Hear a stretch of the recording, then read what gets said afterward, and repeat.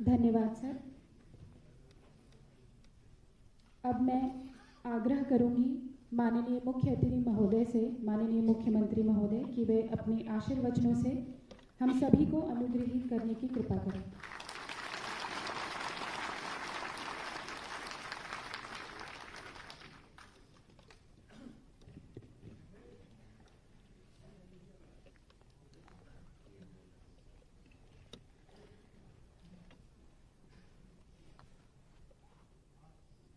ग्राम प्रहरियों के आज के इस सम्मेलन में उपस्थित प्रदेश के भारतीय जनता पार्टी के अध्यक्ष और माननीय सांसद डॉक्टर महेंद्र नाथ पांडे जी, प्रदेश के हमारे मुख्य सचिव डॉक्टर अनूप चंद पांडे जी, पुलिस महानिदेशक उत्तर प्रदेश श्री ओपी सिंह जी, प्रमुख सचिव गृह श्री अरविंद कुमार जी,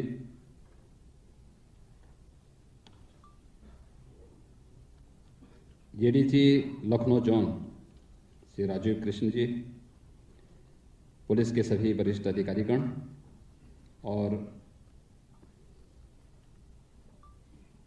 आज के इस ग्राम प्रहरियों के सम्मेलन में उपस्थित लखनऊ जनपद और परिक्षेत्र से जुड़े हुए सभी ग्राम प्रहरीगण और उपस्थित भाइयों बहनों, मैं आप सबका इस सम्मेलन में हृदय से स्वागत करता हूं। उत्तर प्रदेश पुलिस की दृष्टि से सूचनाओं के आदान प्रदान और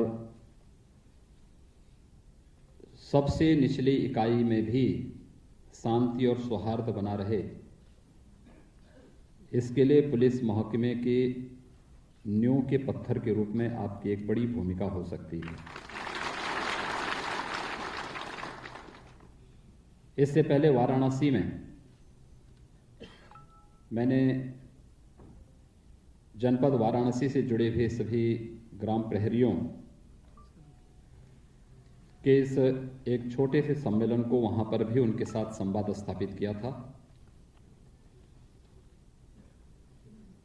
मुझे देख करके आश्चर्य हो रहा था कि हमारे पास प्रदेश के अंदर कुल 60,000 ग्राम पंचायतें हैं, जबकि ग्राम प्रहरियों की संख्या हमारे पास 68,337 है।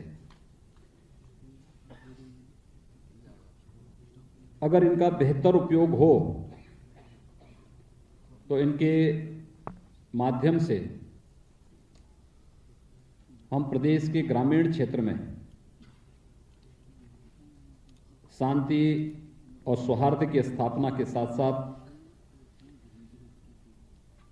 अनेक उन गैर कानूनी गतिविधियों पर प्रभावी अंकुश लगा सकते हैं जो कभी कभी पुलिस के लिए एक चुनौती होती है और आम जनजीवन को प्रभावित भी करता है। और इस दृष्टि से बहुत दिनों से हम लोग इस पर विचार कर रहे थे कि आखिर इसके लिए क्या हो सकता है। मैं धन्यवाद दूंगा प्रमुख गृह को और पुलिस महानिदेशक श्री ओपी सिंह जी को कि जिन्होंने इस दिशा में अपनी पूरी टीम के साथ बैठक करके कुछ एक रणनीति बनाई और आज उस प्रक्रिया को कुछ आगे बढ़ाने के लिए हम लोग आज यहां पर उपस्थित हुए हैं।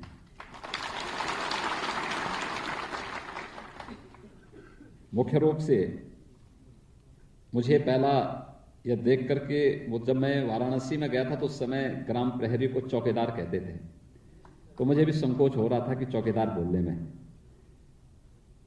लेकिन जब देश के प्रधानमंत्री आदरणीय नरेंद्र मोदी जी ने भी चौकीदार, देश का चौकीदार कहलाने में गौरव की अनुभूति की, तो मुझे भी लगा कि अब तो हमें गांव के चौकीदार करने में भी संकोच नहीं होना चाहिए। और इसलिए भी अत्यंत महत्वपूर्ण है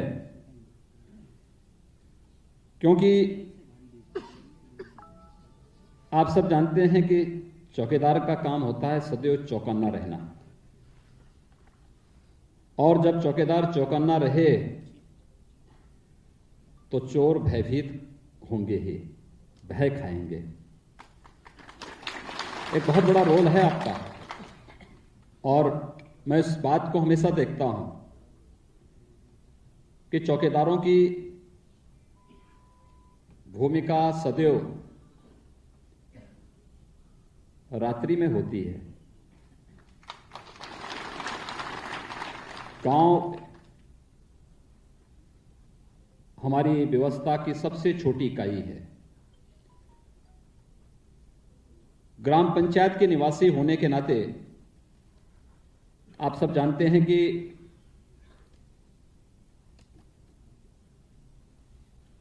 गांव का जो माहौल होता है वह परस्पर मेल जोल का होता है। हर एक की गतिविधि के बारे में गांव का एक एक व्यक्ति जानता है कि कौन व्यक्ति कैसा है, किसकी गतिविधियां कैसी हैं, गांव में उसकी क्या भूमिका होती है, उसके पास आय का स्रोत क्या है, अचानक वह इतना पैसे वाला कैसे बन गया है, उसके नैतिक साधन से या अनैतिक साधन से वह कार्य कर रहा है, उसके जो अनैतिक साधन है यह हमारी सुरक्षा के लिए, गांव की सुरक्षा के लिए, गांव के नाम को बदनाम करने की दृष्टि से या फिर राष्ट्रीय सुरक्षा के लिए भी खतरनाक हो सकती है। इसमें एक बड़ी भूमिका आपकी हो सकती है, और मैं समझता हूं कि उसी भूमिका के लिए आपको जागरूक करने के लिए आज हम सब यहां पर बैठे हैं। याद रखना, कोई अधिकार मांग देने या हो हल्ला करने से मिलता नहीं है।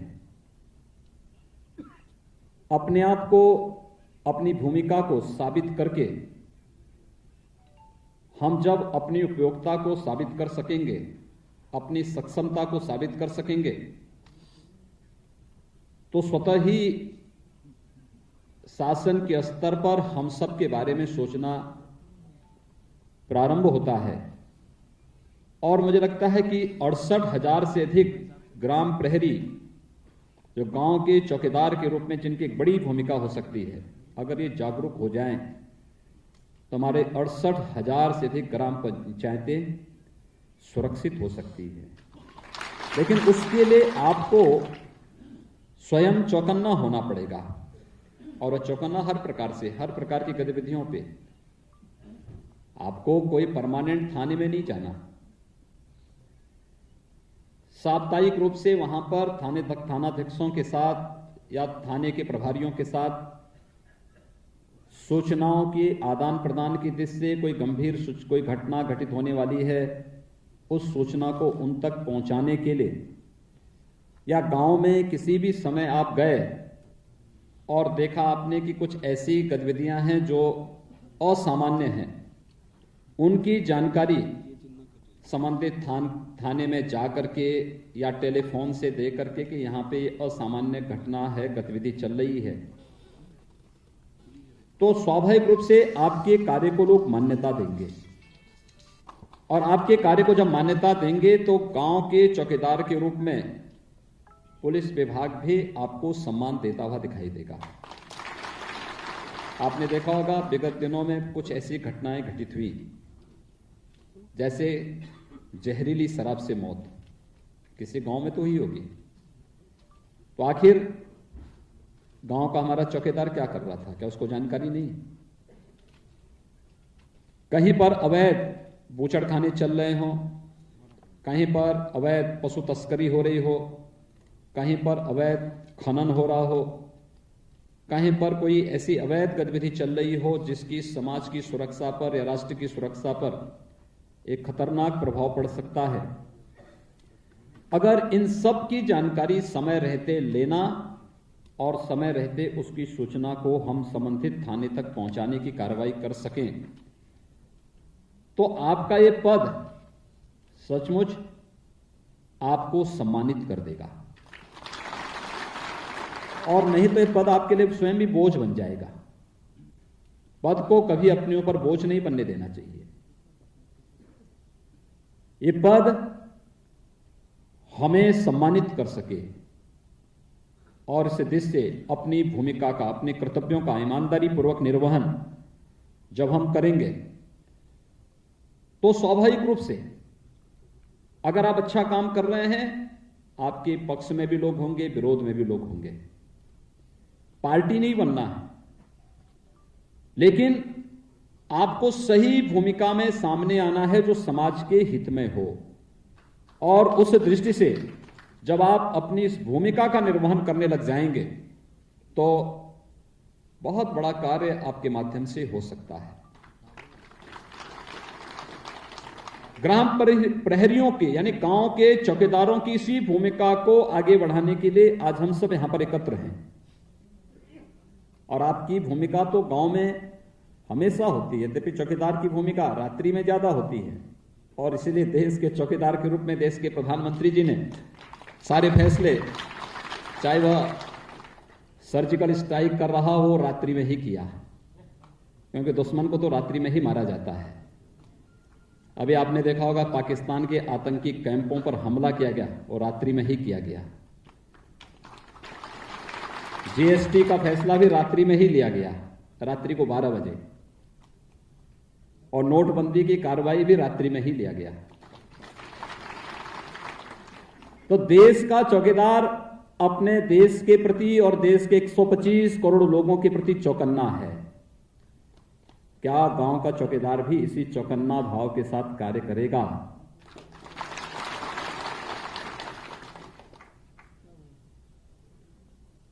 आपने देखा होगा कि प्रधानमंत्री मोदी जी 24 घंटे मेहनत करते हैं, कार्य करते हैं, पूरा परिश्रम करते हैं, पूरे देश के बारे में सोचते हैं। उनकी योजना का आधार व्यक्ति, जाति, मत या मजहब नहीं है। उनकी योजनाओं का आधार गांव है, गरीब है, किसान है, नौजवान है, महिलाएं हैं, समाज का वो प्रत्येक तबका है जो अब तक योजनाओं से वंचित रहा है। तो देश के चौकीदार को देश के प्रत्येक व्यक्ति की चिंता है, देश की सुरक्षा की भी चिंता है, देश के विकास की भी चिंता है।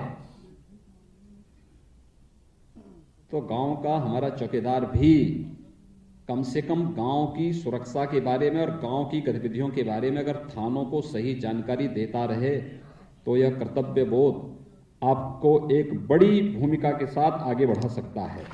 और जिससे आज हम लोग आपके पास आए हैं आपसे कहने के लिए, सबसे पहले तो यहां पर क्योंकि मुख्य सचिव भी हैं तो मैं वहीं से शुरू करूंगा कि हमारे जितने भी एक ग्राम चौकीदार हैं, कल प्रधानमंत्री मोदी जी ने असंगठित क्षेत्र के कामगारों के लिए एक बहुत अच्छी योजना चलाई है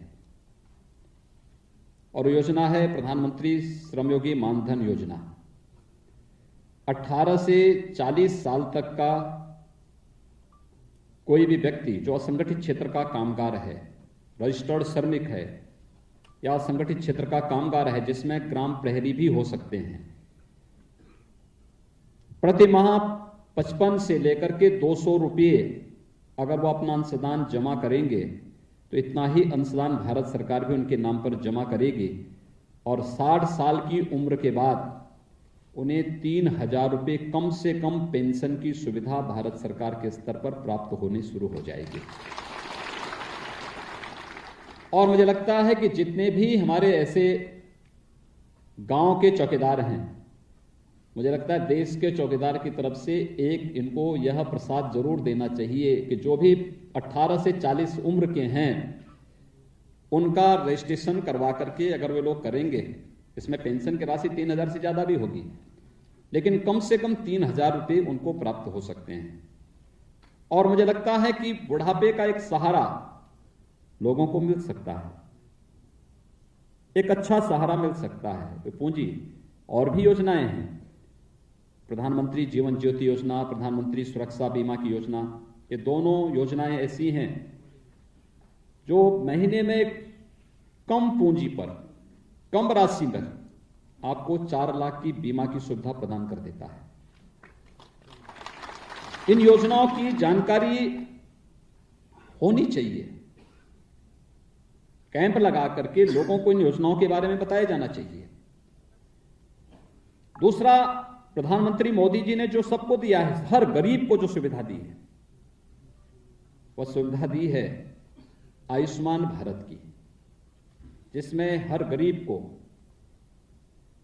आप सब समझ सकते हैं, कोई गरीब अगर बीमार हो जाता है, उसके परिवार का कोई सदस्य बीमार हो जाता है, उसके पास कोई दूसरा सहारा नहीं है,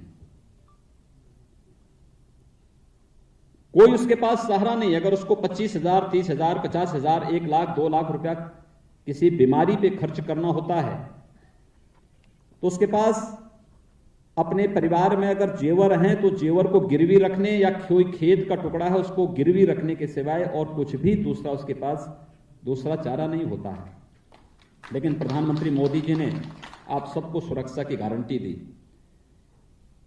कि देश के 50 करोड़ लोगों को 5 लाख रुपए सालाना स्वास्थ्य की निःशुल्क सुविधा की व्यवस्था, प्रधानमंत्री जी का पत्र बहुत सारे लोगों में मिला होगा, आप में से बहुत सारे लोगों को मिला होगा। कितने लोगों को मिला है आप में से? तो बहुत सारे लोग हैं भाई। और जिन लोगों को नहीं मिला होगा, मुझे लगता है कि उसे मुख्यमंत्री आरोग्य योजना में उन्हें आच्छादित करना चाहिए। हम लोगों ने प्रदेश की तरफ से चलाया है, जिसमें 5 लाख रुपया उस परिवार को 5 लाख रुपए तक की स्वास्थ्य सुविधा हम फ्री में उपलब्ध करवाएंगे। आपको खेत गिरवी नहीं रखना पड़ेगा, आपको किसी भी प्रकार से अपने परिवार के किसी महिला के जेवर को गिरवी नहीं रखना पड़ेगा। यानी गरीबों के हित में क्या जाने वाला कार्य। किसान सम्मान निधि, आप में से बहुत सारे ग्राम चौकीदार होंगे जो किसान भी होंगे। प्रधानमंत्री किसान सम्मान निधि 2,000 रुपए की पहली किस्त आपके खाते में आई होगी। SMS से आपको मोबाइल फोन पर ही सूचना मिली होगी। जो लोग किसान होंगे उनमें आया होगा, जो किसान नहीं होंगे अभी उनका नहीं आया होगा, लेकिन जो किसान होंगे कुछ का आ गया होगा, कुछ लोगों का भी फीड हो रहा है तो उनका भी आएगा। तो बहुत बड़ी संख्या में 6,000 रुपए सालाना उन लोगों को प्राप्त होने वाला है। स्वच्छ भारत मिशन के अंदर हर परिवार के को जिसके घर में उनका शौचालय नहीं था, उसको एक एक शौचालय देने के लिए भी पैसा दिया गया। आप में से बहुत सारे लोगों को मिला होगा। कितने लोगों को मिला है? कुछ हाथ खड़ा करें। अरे तो पूरा ही सबको मिल गया। देखिए, आपके स्वच्छ भारत मिशन की सफलता है, बहुत सारे लोगों को मिला है। ये स्वच्छ भारत मिशन हमारे लिए केवल शौचालय बना देना ने मात्र नहीं है, ये स्वास्थ्य के लिए तो आवश्यक है ही। और मैं फिर इसको कहता हूं, जिनका बन गया उनको तो अच्छी बात है, जिनको नहीं बना है उनको भी हम पैसा देने जा रहे हैं, उन सब का भी हम स्वीकृत करने जा रहे हैं। प्रधानमंत्री आवास योजना, जिन गरीबों के पास अपना आवास नहीं था, हम लोगों ने अब तक प्रदेश के अंदर 20 लाख से अधिक ऐसे गरीबों को एक एक आवास उपलब्ध कराया है। और मुझे लगता है कि आप में से बहुत सारे लोग होंगे जो प्रधानमंत्री आवास योजना से आच्छादित हुए होंगे। रसोई गैस का कनेक्शन, प्रधानमंत्री उज्ज्वला योजना में बहुत सारे परिवार, मुझे याद है लोग परेशान होते थे। रसोई गैस का जिनके पास कनेक्शन है उनको तो सिलेंडर नहीं मिल पाता था, और नए लोग किसी को अपनी लड़की की शादी करनी होती थी या कोई और कार्यक्रम करना होता था, उनके परिवार में अगर उनकी इच्छा थी कि दहेज में हम अपनी लड़की को कोई कनेक्शन दें रसोई गैस का, नहीं मिलता था। 25,000 रुपया खर्च करने पे नहीं होता था। प्रधानमंत्री मोदी जी ने हर परिवार को एक एक रसोई गैस का कनेक्शन दिया। आप में से बहुत सारे लोगों को रसोई गैस का कनेक्शन मिला होगा। कितने लोगों को मिला भैया? हाथ खड़ा करो। देखो, देखिए, ये जो असंभव था, जिसको लेकर के पिछली सरकारें कहती थीं कि नामुमकिन है, उस नामुमकिन को मुमकिन बनाया है मोदी जी ने। बिजली का कनेक्शन ही नहीं मिलता था। बिजली का दफ्तर काटते काटते लोग इतना थक जाते थे कि उसके बाद कहते थे कि भाई अंधेरे में रह करके ढिबरी जला करके काम चला देंगे, नहीं कर पाते थे। और आज हम लोगों ने आदेश दिया है विद्युत विभाग को कि घर घर जाकर के, गांव गांव जाकर के बिजली का कनेक्शन लोगों को दो और निःशुल्क कनेक्शन दो। यह बड़े पैमाने पर हो रहा है। हमने जाति नहीं देखी, किसी का मत और मजहब नहीं देखा। समाज के लिए हर व्यक्ति को, जिसने भाजपा को वोट दिया है, जिसने नहीं दिया है, वो सब हमारा नागरिक है और उसकी सेवा करना हमारा दायित्व है। और इस दायित्व का निर्वहन ईमानदारी से किसी ने किया है, प्रधानमंत्री मोदी जी ने किया। 5 लाख रुपए की स्वास्थ्य बीमा की योजना हो या 6,000 रुपए की किसान सम्मान निधि, या फिर अभी प्रधानमंत्री श्रम योगी मानधन योजना में 3,000 की पेंशन, अकेले उत्तर प्रदेश के अंदर 5 करोड़ असंगठित क्षेत्र के श्रमिक और कामगार इससे कवर होंगे। इतनी बड़ी योजना है। इसका लाभ उन पात्रों तक पहुंचाना, उसके प्रति जागरूक करना, ये प्रशासन का दायित्व है, हम सबका दायित्व है। और गांव के चौकीदार होने के नाते अगर इन योजनाओं की हल्की जानकारी आपको है और आप गांव में लोगों को बता दें कि अगर कोई व्यक्ति विपन्न है, उसको कोई सुविधा नहीं मिल रही है, तो उसको अगर आप बता देंगे कि ये सुविधा इस रूप में आपको मिल सकती है, ब्लॉक से मिलेगी, तहसील से मिलेगी, जिलाधिकारी के यहां से, कलेक्ट्रेट से मिलेगी, कमिश्नरी से मिलेगी, कहां से मिलेगी, अगर आप उसको थोड़ा भी जानकारी दे देंगे, आप देखेंगे कितनी बड़ी टीम आपके साथ खड़ी हो जाएगी। और इस दिश से जहां इन योजनाओं के बारे में जानकारी होने के साथ ही सुरक्षा के प्रति चौकन्ना होना। आप सोचिए कि प्रधानमंत्री मोदी जी नहीं होते क्या इतनी योजनाएं, जो मैंने तो कुछ ही योजनाएं आपको गिनाई, बहुत कम योजना गिनाई, ये मिल पाता आपको? प्रधानमंत्री मोदी जी नहीं होते तो क्या पाकिस्तान के अंदर घुस करके आतंकवादियों को मार गिराते? यह काम इसलिए हो पा रहा है क्योंकि गरीबों की प्रति संवेदना।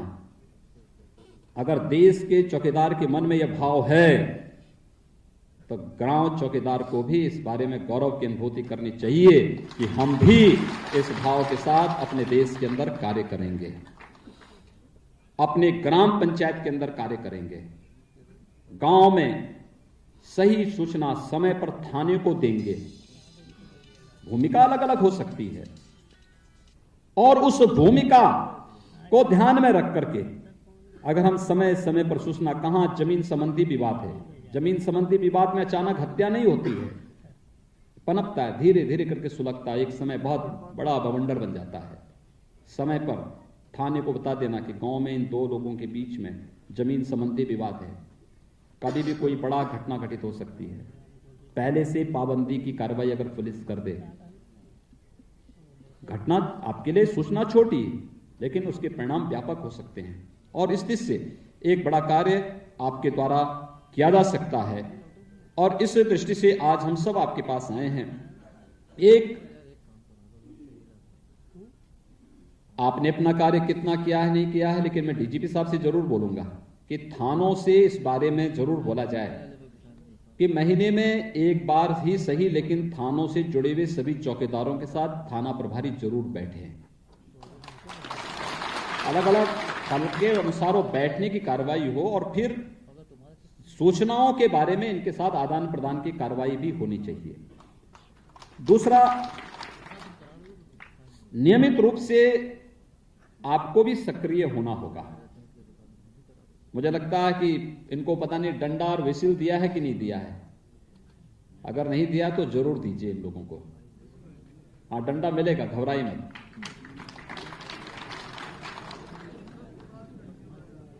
उसको भी देने की कार्रवाई हो रही है। हम लोगों ने लगभग अभी बजट में हमने व्यवस्था की है कि आपके मानदेय को तात्कालिक रूप से कुछ बढ़ाया जाए।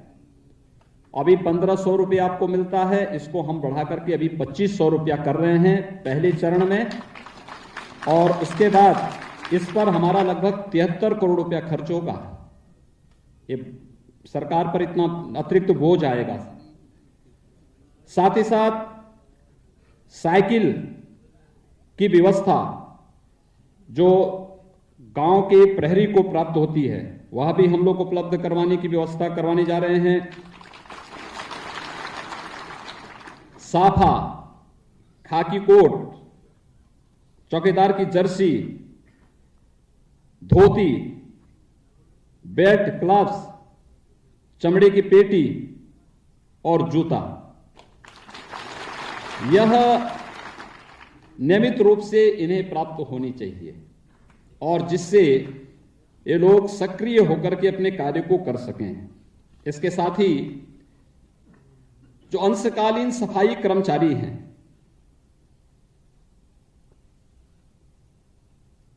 उन सफाई कर्मियों को भी बहुत कम मानदेय मिलता है। उनकी मानदेय की राशि को भी दोगुना किया जाना चाहिए, जिससे वे लोग भी वहां पर आकर के थानों में या आपके अन्य कार्यों में प्रतिवर्ष कार्य कर सकें। और मुझे लगता है कि इसमें लगभग 2000 मानदेय से जुड़े हुए वे कर्मी लाभान्वित होंगे, जो अंशकालिक रूप में जाते हैं, 1 घंटा के लिए थाने की, चौकी की या फिर किसी पुलिस कार्यालय की सफाई करके फिर चले जाते हैं। तो उनके मानदेय को भी हम इस अवसर पर दोगुना कर रहे हैं। मैं आज के इस अवसर पर आप सबका आह्वान करूंगा कि आप सबको गौरव की अनुभूति करनी चाहिए, और गौरव की अनुभूति इस बात को लेकर के कि आप सब गांव के चौकीदार के रूप में कार्य कर रहे हैं। और मैंने जो पहले भी आपसे कहा, मुझे चौकीदार बोलने में पहले संकोच हो रहा था, लेकिन आज देश के प्रधानमंत्री देश के चौकीदार बनने में गौरव की अनुभूति करते हैं कि वे देश के लिए चौकन्ना होना, देश की सुरक्षा के प्रति, देश की समृद्धि के प्रति, देश की भलाई के प्रति। तो मुझे लगता है ग्राम पंचायत के बारे में अगर यही भूमिका आप भी निर्वहन कर सकें तो आपका यह पद अपने आप ही गौरवान्वित हो जाएगा। आने वाली पीढ़ियां आपको स्मरण करेंगे। इस विश्वास के साथ मैं आज के इस कार्यक्रम के अवसर पर आप सबको हृदय से बधाई देता हूं, अपनी शुभकामनाएं देता हूं। जिन कुछ जानकारियों की सूचना मैंने आपको दी, अगर उसके बारे में आप थोड़ा भी अन्य लोगों को जागरूक कर सकें तो एक बहुत बड़ा कार्य हो सकता है। आप सबके प्रति मेरी शुभकामनाएं। धन्यवाद। जय हिंद।